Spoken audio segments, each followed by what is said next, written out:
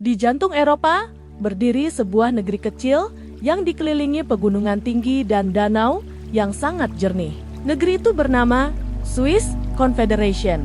Ratusan tahun yang lalu, wilayah ini bukanlah negara yang damai seperti sekarang. Ia hanyalah daerah pegunungan yang dihuni oleh para petani, pemburu, dan penggembala yang hidup sederhana di lembah-lembah pegunungan Alps. Musim dingin sangat keras. Salju bisa menutup desa selama berbulan-bulan. Namun, justru kondisi alam yang sulit itu membuat penduduknya menjadi kuat, mandiri, dan tidak mudah tunduk kepada kekuasaan luar. Pada masa itu, Eropa dikuasai oleh kerajaan-kerajaan besar. Salah satu yang sangat kuat adalah keluarga bangsawan House of Habsburg. Mereka ingin menguasai jalur perdagangan penting yang melewati pegunungan Alpen. Wilayah Swiss yang kecil itu menjadi target mereka. Namun, penduduk pegunungan tidak mau hidup di bawah kekuasaan raja asing. Mereka lebih memilih kebebasan, meskipun harus mempertaruhkan nyawa. Dan dari sinilah sejarah besar Swiss dimulai. Pada malam musim panas, tahun 1291, para pemimpin dari 3 wilayah kecil berkumpul secara diam-diam di dekat danau yang tenang. Wilayah itu adalah Uri, Schwyz. Di bawah cahaya bulan dan di antara hutan pegunungan, mereka membuat sebuah perjanjian rahasia. Isi perjanjian itu sederhana, tetapi sangat berani. Mereka bersumpah untuk saling melindungi dan melawan siapapun yang mencoba menindas mereka. Perjanjian kecil ini kemudian dikenal sebagai awal berdirinya Swiss. Tidak ada istana megah, tidak ada raja, hanya orang-orang desa yang bersatu demi kebebasan. Namun, kerajaan besar tidak tinggal diam. Konflik segera terjadi. Pada masa penjajahan oleh penguasa dari House of Habsburg, seorang pejabat tiran memerintah rakyat dengan sangat kejam. Ia memaksa rakyat untuk tunduk pada simbol kekuasaan kerajaan. Salah satu cerita yang paling terkenal dalam sejarah Swiss adalah kisah seorang pemanah bernama William Tell. Suatu hari, penguasa memaksa Tell melakukan sesuatu yang sangat berbahaya. Ia harus memanah sebuah apel yang diletakkan di atas kepala anaknya sendiri. Jika gagal, anaknya akan mati. Seluruh desa menahan napas. Dengan tangan yang tenang dan mata yang fokus, William Tell menarik busurnya. Panah melesat dan apel itu terbelah tepat di tengah. Cerita ini menjadi simbol keberanian rakyat Swiss melawan tirani. Legenda ini menyebar ke seluruh wilayah pegunungan dan membangkitkan semangat perlawanan. Seiring waktu, konfederasi kecil Swiss mulai berkembang. Meskipun wilayahnya kecil, para prajurit Swiss dikenal sebagai pejuang yang sangat disiplin dan tangguh. Mereka terbiasa hidup di medan pegunungan yang keras. Latihan mereka sederhana, berjalan di tebing curam, bertahan dalam cuaca ekstrem, bertarung dalam formasi rapat dengan tombak panjang. Dalam banyak pertempuran, tentara Swiss berhasil mengalahkan pasukan kerajaan yang lebih besar. Reputasi mereka menyebar ke seluruh Eropa. Banyak kerajaan mulai menyewa mereka sebagai tentara bayaran.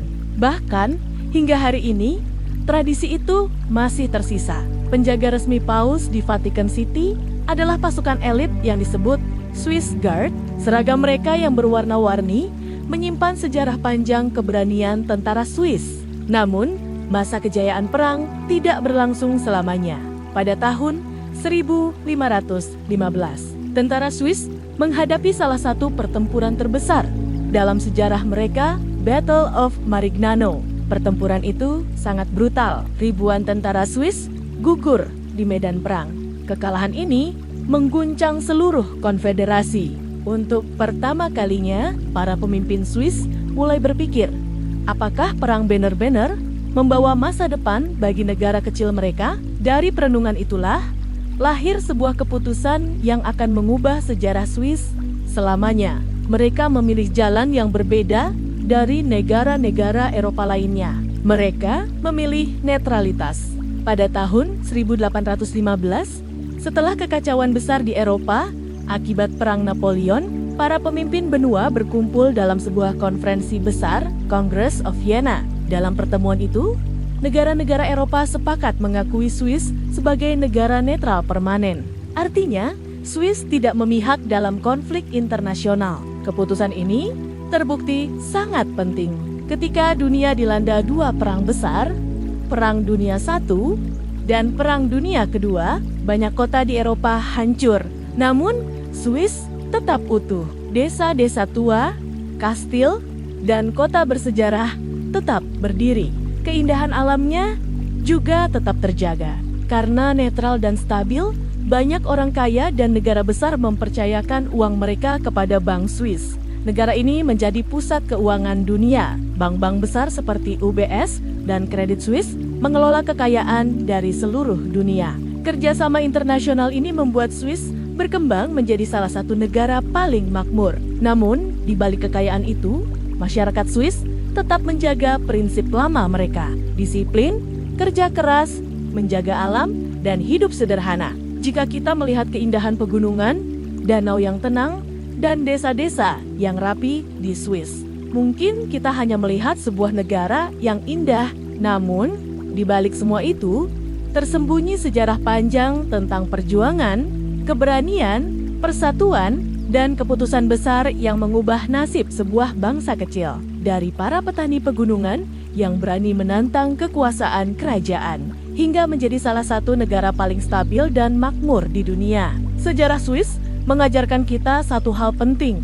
Negara kecil pun bisa menjadi besar jika rakyatnya bersatu, menjaga kebebasan, dan membuat keputusan yang bijak. Semoga cerita ini bisa menambah wawasan dan membuka pandangan kita tentang bagaimana sejarah membentuk dunia yang kita lihat hari ini. Jika kalian suka cerita sejarah seperti ini, jangan lupa like dan komentar pendapat kalian. Subscribe agar tidak ketinggalan cerita sejarah menarik lainnya.